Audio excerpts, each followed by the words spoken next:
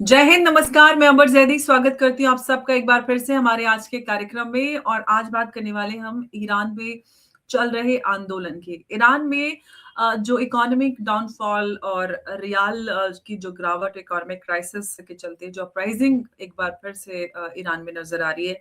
हिजाब विवाद के बाद भी इसी तरह का एक आंदोलन नजर आया था। वैसे तो हम जानते हैं कि ईरान का इतिहास आंदोलनों से भरा हुआ है। एक बार फिर से उसी तरह की अपराइजिंग है। किस तरह से ये डाउनफॉल आया, कैसे क्राइसिस इतने गहरा गए, इसको समझेंगे और साथ ही साथ आगे क्या इस आंदोलन का भविष्य नजर आता है। सर, बात करने के लिए हमारे साथ मौजूद है कमर आगा साहब। बहुत बहुत स्वागत है सर आपका। नमस्कार, जय हिंद। नमस्कार, जय हिंद। सर, सबसे पहला सवाल ये, क्योंकि आप ईरान और जिस तरह से ये मिडिल ईस्टर्न और ये सारे कंट्रीज इसमें बहुत ज्यादा गहरी पकड़ रखते हैं। ईरान में अचानक से जो ये इकोनॉमिक डाउनफॉल और ये रियल का जो सारा कुछ क्राइसिस नजर आ रहे हैं, अचानक से सर इतना कैसे गहरा गया, कैसे इस तरह के हालात उत्पन्न हुए? नहीं, ये अचानक से तो मैं नहीं कहूँगा हो गया, इसलिए कि जिस तरह के सैंक्शंस हैं, प्रतिबंध जो ईरान के ऊपर लगे हैं, वो लगातार टाइट करते चले जा रहे हैं और इतना ज़्यादा इस वक्त क्राइसिस बढ़ गया जिसकी कोई इंतहा नहीं। रियाल जो था, जो ईरानी करेंसी है, वो लगभग 45-50% के करीब डाउन हो गई। इन्फ्लेशन, महंगाई 40% से भी ज़्यादा हो गई। ज़रूरत की चीज़ें लोग खरीदना उनके लिए मुहाल हो गया, मुश्किल हो गया। ये चीज़ें थी, इसी को लेके बाज़ार में जो सामान की बिक्री और ये सब चीज़ें धीरे धीरे कम होती चली जा रही थी। लोगों के पास बस ये जो पैसा मिलता था, लोग खाना पीना में लगा रहे थे पिछले कुछ दिनों में। तो ये एकदम से ये हुआ। दूसरी बात ये भी है कि ईरानियन गवर्नमेंट को ये उम्मीद नहीं थी कि बाजारीज यानी दुकानदार उनके खिलाफ इस तरह के मुहाजरे या ये प्रदर्शन करेंगे और सड़कों पे आ जाएंगे। उसका कारण ये है कि ये जो दुकानदार तबका है वहाँ का, इसने हमेशा से शुरू से जो वहाँ के उलमा मौलवी हजरात थे उनका समर्थन किया। ये नहीं, कॉन्स्टिट्यूशनल जो मूवमेंट था उसमें वो सपोर्ट किया जनता को उन्हीं ने। फिर उसके बाद ये था कि वो जो 1951 में जब मोहम्मद मुसद्दिक की गवर्नमेंट बनी, उसको इन्हीं ने सपोर्ट किया। जब मोहम्मद मुसद्दिक ने तेल नेशनलाइज किया, उसका इन्हीं ने समर्थन किया। और फिर उसके बाद से लगातार ये इमाम खुमैनी को जब से निकाला गया, वाइट रेवोल्यूशन और वो सब जितना हुआ, जिसमें औकाफ की सब ज़मीनें वगैरह पे सरकार ने कब्जा किया, तो ये हुआ कि उस वक़्त भी यही लोग सामने आए और इन लोगों ने फंडिंग मदरसों की और मस्जिदों की। तो ये एक बहुत पुराना इनका मौलवियों का इनके साथ अलायंस था। तो इन्हीं ने ये सोचा ही नहीं था कि ये कभी आएंगे सड़क के ऊपर। इनको ये, मैं समझता हूँ कि ये बहुत बड़ी गलती थी इनकी। इनको इस बात का एहसास नहीं था कि कितना प्रॉब्लम बढ़ गई। हुआ ये कि सरकार जो थी वो अपने डिफेंस में अपने को बचाने के लिए, सिक्योरिटी, नेशनल इंटेग्रिटी, इन सब चीज़ों में फंसी रह गई और इस तरफ उसका ध्यान नहीं गया। दूसरी बात ये भी है कि उन्हीं ने उनकी डिफेंस स्पेंडिंग बहुत हो गई। फिर क्योंकि लगातार इजराइल का थ्रेट और इजराइल और अमेरिका जैसी पावरफुल शक्तियों का अटैक उनके ऊपर होना, और फिर ये भी बार बार थ्रेट करना कि हम दोबारा से करने जा रहे हैं, और सभी का मानना यह है कि एक बार फिर करेंगे वो पूरी कोशिश, और ख़ासतौर से इस माहौल में तो ज़रूर करेंगे। उनको लगता है कि ये बेस्ट टाइम है, जनता भी खिलाफ हो गई है। दूसरे इन्हीं ने जो इनका जो प्लानिंग थी वो ये थी कि इंफ्रास्ट्रक्चर पहले डेवलप करो। तो इन्हीं ने बहुत यूरोपियन स्टैंडर्ड की रेल, रोड, फिर उसके अलावा एयरपोर्ट्स, इस तरह की सारी चीज़ें जितनी भी आप सुन सकते हैं वो सब इन्हीं ने बनाई। फिर उसके अलावा इन्हीं ने ये था कि इंफ्रास्ट्रक्चर के बाद इन्हीं ने साइंस एंड टेक्नोलॉजी पे बहुत ध्यान दिया। तो इनका बहुत अच्छा प्रोग्राम रहा टेक्नोलॉजी में। फिर डिफेंस टेक्नोलॉजी में ये गए तो इनके मिसाइल एंड ड्रोन्स प्रोग्राम, उसकी तो सभी तारीफ करते हैं। फिर उसके अलावा ये था कि इन्हीं ने डिफेंस रिलेटेड और भी बहुत सी चीज़ें, नेवी, अंडर वाटर ड्रोन्स, इस तरह की बहुत सी चीज़ें। अंडरग्राउंड इन्हीं ने एक समुंदर के अंदर एक अपना बेस बना लिया नेवल, जो पहली बार दुनिया में किसी मुल्क ने किया है। तो इस तरह ये इन चीज़ों में लगे हुए थे कि मुल्क की हिफाजत हो। और दूसरी बात ये कि इंडस्ट्रीज़ के लिए इन्हीं ने काफ़ी कोशिश की थी, ये बनाने आ रहे थे, बहुत बड़ा इंडस्ट्रियल बेस बन रहा था इस्फहान और कुम के बीच में, और कुम और इसके बीच में क्या कहते हैं, तेहरान के बीच में। अगर वो बन जाता तो मैं समझता हूँ बहुत बड़ी संख्या में ईरानी एम्प्लॉयड हो जाते, उससे पहले प्रॉब्लम हो गई। दूसरी बात ये भी हुई कि इनके यहाँ करप्शन बहुत फैल गया, जिसका इन्हीं ने ध्यान नहीं दिया। फिर उसके बाद ये था कि मिसमैनेजमेंट भी था, वो भी एक बड़ी प्रॉब्लम थी। और ये भी था कि उसके चलते हुए जाहिर सी बात है, जब करप्शन आ जाता है सोसाइटी में तो बहुत बड़ी प्रॉब्लम हो जाती है, एक कैंसर की तरह फैल जाता है। और ये काफ़ी रेवेन्यूज तो यही लोग, पैसा यही लोग खा जाते हैं। सब मिल के एक ग्रुप क्लिक होती है जिसके पास बहुत पैसा आ जाता है और बाकी सफ़र करने लगते हैं। ये इनकी बहुत बड़ी गलती थी, इन्हीं ने इस पे ध्यान ही नहीं दिया।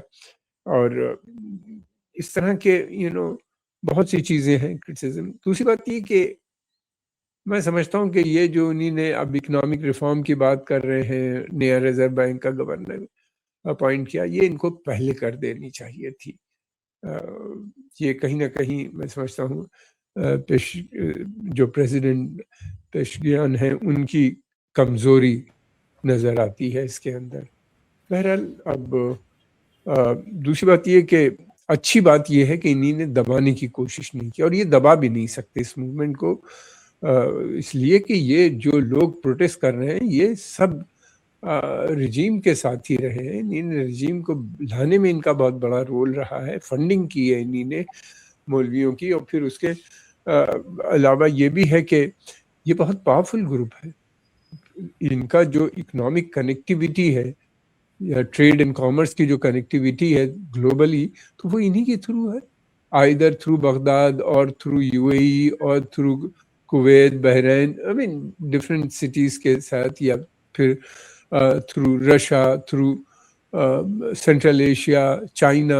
तो यही लोग हैं जो कर रहे हैं वहाँ पे इस तरह की चीज़ें। और वहाँ क्या, अगर आप बाजार में जाएं तो मार्केट में सामान भरा पड़ा है, हर चीज़ अवेलेबल आपको वहाँ पे मिल जाएगी। कोरियन, जापानीज, चाइनीज सबसे ज़्यादा आपको नज़र आएगा, और लोकल चीज़ों की बनाने की सामान मिलेगा। लेकिन ये है कि महंगाई इतनी हो गई कि कमर तोड़। मुझको लगता है कि ये आने वाले समय में अगले 2-3 साल के अंदर ये काफ़ी पैसा इनको पंप करना पड़ेगा। अब ये पैसा कहाँ से लाएंगे, क्या लोन लेंगे, या इनका जो स्कीम होती है ऑयल फॉर डेवलपमेंट, आगे और तेल बेचें, तेल बेच के ही इन्हीं ने सारा डेवलपमेंट किया है। इनका बेसिक जो प्लान था वो ये था कि हम जितनी जल्दी हो सके मुल्क में एक तो सिक्योरिटी, इंटीग्रिटी, नेशनल सिक्योरिटी को सिक्योर कर लें, और दूसरा उनका ये था कि तेल के ऊपर जो निर्भरता है उनकी, उसको वो ख़त्म करके बल्कि इंडस्ट्रीज़ और ट्रेड कॉमर्स, दूसरी सब, यानी हर चीज़ वो खुद बनाने लगे। सेल्फ रिलायंस इनका मेन मोटो है जिसके ऊपर ये अड़े हुए हैं। और तो उसके चलते हुए ये इन चीज़ों पे इन्होंने ध्यान नहीं दिया। इनको सोचना चाहिए था कि अमेरिका तो बार बार से उनका युद्ध ही चल रहा है और वो युद्ध ख़त्म नहीं हुआ, वो हर तरह के लेंगे। अच्छा, इसमें 2 किस्म के जो डिमॉन्स्ट्रेशन हो रहे हैं, इसमें 2 प्रकार के लोग हैं। एक तो वो बाज़ारी हैं, यानी बाज़ार वाले, दुकानदार वगैरह हैं। स्टूडेंट भी काफ़ी बड़ी संख्या में आ गए हैं। फिर उसके अलावा एक ग्रुप ऐसा है जो बहुत ट्रेंड है आग लगाने में, लूटने में, बिल्डिंगों को जलाने में। ये बिल्कुल वैसे ही है जैसा बांग्लादेश में हमने देखा था कि बहुत कट्टरपंथी ताकतों के साथ वहाँ पे आए और स्टूडेंट मूवमेंट में ये घुल मिल जाते हैं, और मिलके फिर उसके बाद इन्हीं ने काफ़ी क्षति पहुँचाई बांग्लादेश में भी। तो वो उसी प्रकार के ये बड़े ट्रेंड लोग हैं। कहाँ से ट्रेनिंग इनको मिल गई है? बांग्लादेश में जो लोग आए हैं उनको तो पाकिस्तान ने ट्रेन किया था। अब ये देखना है क्या जो वहाँ पे लोग हैं इस किस्म के, जो कई बार आ चुके हैं वहाँ पे, तो वो कौन लोग हैं, कहाँ पे उनको ट्रेनिंग मिली है। दूसरी बात ये कि इनकी इंटरनल सिक्योरिटी भी बहुत वीक रही है, इंटेलिजेंस भी बहुत वीक रही है। उसके चलते हुए इनके कई एक सीनियर आर्मी जनरल्स की हत्याएं हो गई पिनाच के सर बहुत सारे मोसाद ने। फिर उसके अलावा ये है कि उनके टॉप साइंटिस्ट भी मारे जा चुके हैं। तो ये इनका जो पार्ट है मैं समझता हूँ काफी कमजोर है। उस पर कितनी अब ध्यान देंगे आने वाले समय में, हमको थोड़ा इंतजार करना चाहिए। देखते हैं किस तरह ईरान जाता है। मसूद पेज़ेश्कियान जब आए थे तो काफी लोगों को बड़ी उम्मीद थी कि हिजाब आंदोलन के बाद उनका आना तो एक बड़ा एक ब्रीदर के रूप में ईरान में देखा जा रहा था कि एक बड़ा बदलाव है। वो भी काफी बात कर रहे थे कि हम अमेरिका से भी बात करेंगे, हम बातचीत करेंगे, सारी चीजें करेंगे, लेकिन कुछ खास इम्पैक्ट या कुछ बदलाव मसूद पेज़ेश्कियान की वजह से दिख नहीं पाया। और सर जो ये जी प्लीज। देखिए बातचीत तो चल रही थी, उसी बातचीत के दौरान में जब नेक्स्ट राउंड टॉक होने वाली थी तो इजराइल ने अटैक कर दिया और फिर बाद में अमेरिका ने अटैक किया उनके न्यूक्लियर इंस्टॉलेशंस को। बात दरअसल ये है कि अमेरिकन बिल्कुल इंटरेस्टेड नहीं है कोई सीरियस निगोशिएशन या कोई किसी इस तरह के सोल्यूशन। देखिए सैंक्शंस जो होते हैं ये रिजीम के खिलाफ तो बात की जाती है, सैंक्शंस लगाए जाते हैं, लेकिन दरअसल इसका इफेक्ट जो होता है वो तो जनता पे होता है। और उनका पूरा प्लान ये है रिजीम चेंज का उनका कि इतने सैंक्शंस लगाए जाओ कि लोग बिल्कुल हताहत हो जाए, हालत बुरी हो जाए और सड़कों पे निकल आए और निकल के इस रिजीम को उठा के फेंक दें। तो पर्पस तो यही है रिजीम चेंज का। अभी भी क्या वो कामयाब होंगे ये यही सवाल मैं वाला पूछना चाह रही थी कि अब जो स्थिति ऐसी हो गई है, हमने ईरान में कई इस तरह की अपराइजिंग्स देखी हैं और हमेशा ये रहता है कि अब रिजीम चेंज हो जाएगा, अब होगा, क्योंकि अमेरिका और इजराइल खुलकर बोलते हैं रिजीम चेंज को लेकर। क्या ईरान में सर रिजीम चेंज पॉसिबल है? क्योंकि बड़े सारे आंदोलन होते हैं उसके बाद फिर सिचुएशन रिवर्स हो जाती है। नहीं, देखिए ईरान के अंदर दो तीन चीजें। पहली बात तो ये कि रिजीम का सपोर्ट बेस अभी भी बना हुआ है, काफी बड़ा है। ये लोग जितने भी हैं ज्यादातर अर्बन है, शहरों के लोग हैं, और जो इसमें से बहुत से बाहर से भी आए हैं पढ़ के लिख के, जो चाहते हैं फ्रीडम और ज्यादा उनको मिले, आज़ादी मिले, और प्रोवेस्ट रुझान है। तीसरे वो लोग हैं जो जिनको मोसाद और दूसरे लोगों ने, इंटेलिजेंस एजेंसीज ने, बहुत सी कंट्रीज के होंगे जिन्हें हायर कर रखा है, जो अलग अलग कंट्रीज के लिए काम कर रहे हैं, जो आग लगाते हैं, जो तोड़फोड़ करते हैं। ये ग्रुप्स काफी सक्रिय हैं और काफी बड़े हैं। इसलिए कि जब ईरान के ऊपर अटैक हो रहा था उससे पहले जो उनके साइंटिस्ट और ये सब मारे गए थे, तो पता चला कि उन्होंने तो वहीं से अटैक किया था, ईरान के अंदर से। तो पता चला कि उसमें बहुत से अफगान पकड़े गए और कई मुल्क, दूसरे मुल्कों के लोग पाए। लेकिन दूसरी तरफ ये भी है कि आम ईरानी चाहता है कि रिफॉर्म हो और इसी गवर्नमेंट के अंदर, और वो इस गवर्नमेंट के बहुत खिलाफ नहीं है। वो नहीं चाहता कि दोबारा से ईरान जो है अमेरिका के पंजे में आए, अमेरिका का इन्फ्लुएंस वहाँ पे दोबारा बने। वो यही चाहता है कि ईरान एक बड़ी शक्ति के रूप में इमर्ज कर जाए, जो उसको दिख रहा है कि इमर्ज हो रहा है। लेकिन साथ में ये भी चाहता है कि भाई उसकी जो परेशानियां हैं, नौकरियां तो मिलें, कम से कम लड़कों को जॉब तो मिले, वो दूर होनी चाहिए। उसकी जो बेसिक ज़रूरियात हैं वो भी चाहता है कि वो साथ में पूरी होती रहे। और ये है चीज़ें हैं। अब देखना ये है कि क्या गवर्नमेंट इस तरह से, मैं समझता हूँ कि वो फौरन ही काफ़ी पैसा इनको पंप करना पड़ेगा मार्केट के अंदर, और इकनॉमी को अपनी थोड़ा सा रेस करना पड़ेगा। अब क्या ये मुश्किल ये है कि अगर बहुत ज़्यादा डिफेंस एक्सपेंडिचर कट करते हैं तो प्रॉब्लम आती है। तो फिर यही एक रास्ता इनके पास बचता है कि इंटरनेशनल बोरोइंग तो मिलेगी नहीं कहीं से, इंटरनेशनल बैंकिंग सिस्टम से बाहर है ईरान, स्विफ्ट से या वर्ल्ड बैंक, IMF, ये तो उसको कोई पैसा देंगे नहीं। तो अब बचा ये कि चाइना, रशिया या दूसरी कंट्रीज, रशिया अपनी वॉर में फंसा हुआ है, तो कितना फंड्स आते हैं, किस तरीके से एलोकेट होता है। और दूसरी बात ये कि जो फंड आए तो वो सही जनता के या के काम आए, ना कि उसमें से पता चला कि 30% जो है वो करप्शन में निकल गया। ये सारी चीज़ें इनको मैं समझता हूँ बहुत सीरियसली देखनी पड़ेगी, तभी कुछ काम बनेगा। इसलिए कि दूसरी बात ये भी है कि ये मूवमेंट काफ़ी डीप रूटेड नज़र आता, काफ़ी फैल चुका है, कई दिन से चल रहा है और ख़त्म रुकने का नाम नहीं लेता। ये भी एक बड़ी समस्या है ईरान की गवर्नमेंट के सामने। ये कोई अच्छी बात नहीं है कि इतने दिन से आए। और फिर उसके अलावा अब तो लगातार बहुत से शहरों में आग लगाने का काम और इस तरह के भी काम, आर्सनिस्ट भी उसके अंदर नज़र आ रहे हैं, और गुस्सा भी है आम जनता को। तो ये सारी चीज़ें हैं। अब ये कितनी जल्दी से, जितनी जल्दी हो सकेगा, हो सके ये रोक पाए तो बेहतर होगा। निगोशिएशन शुरू करें, बातचीत करें या जो भी करें जी। इसलिए कि वायलेंस को रोकने के लिए अभी तक इन्हीं ने, वायलेंस को रोकने के लिए तो इस्तेमाल किया है इन्हीं ने वेपन्स का, लेकिन डिमॉन्स्ट्रेटर्स को सड़क पे आने से अभी नहीं रोका जा रहा, उनको अलाउ कर रहे हैं आने।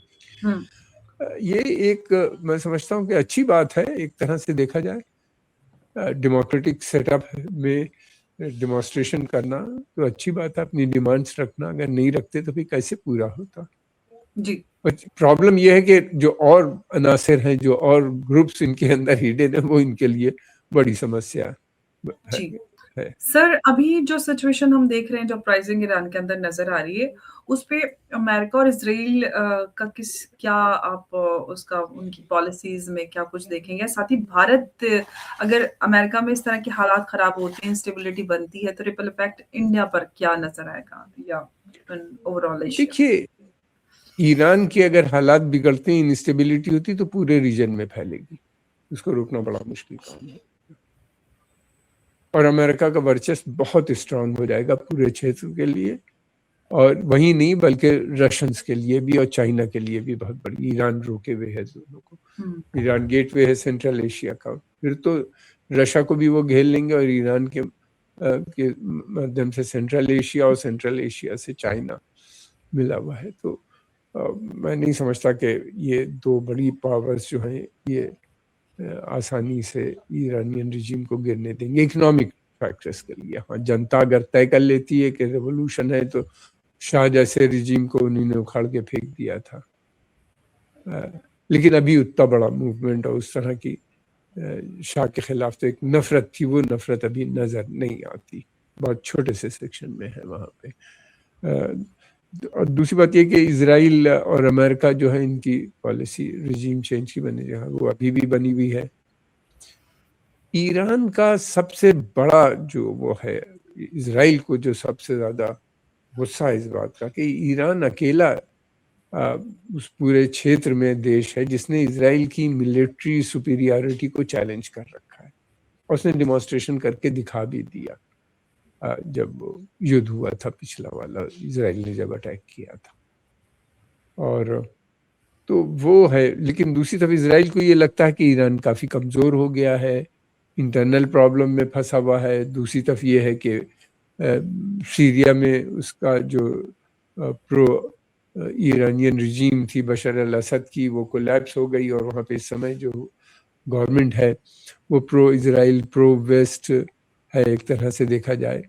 और इजराइल ने काफ़ी मदद भी की थी इनको सत्ता में लाने के, अहमद अल-शरा को। दूसरी बात तो ये इनको लगता है हिजबुल्लाह भी कमज़ोर हो गया है, तो इजराइलियों का मानना ये है, तो उनको लगता है कि ये बेस्ट टाइम है, अगर इस पर दोबारा से अटैक किया जाए तो रिजीम कोलैप्स हो सकती है। प्राइम मिनिस्टर इजराइल के प्रधानमंत्री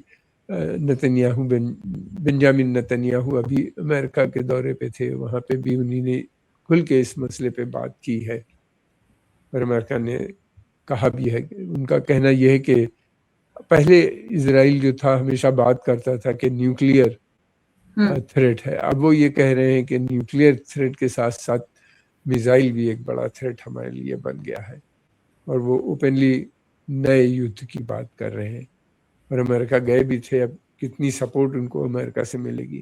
दूसरी बात ये कि इजराइल चिंता इस बात की परवाह नहीं करता कि अमेरिका सपोर्ट करेगा या नहीं। अगर वो ये जानते हैं अच्छी तरह से, अगर वो स्वयं अगर इन्वॉल्व हो गए तो इजराइल को वो युद्ध अगर छोड़ देता है तो अमेरिका के पास कोई दूसरा ऑप्शन नहीं होगा, बल्कि उनको स्वयं आना पड़ेगा। इतनी पावरफुल उनकी जूइश लॉबी है इस अमेरिका के अंदर।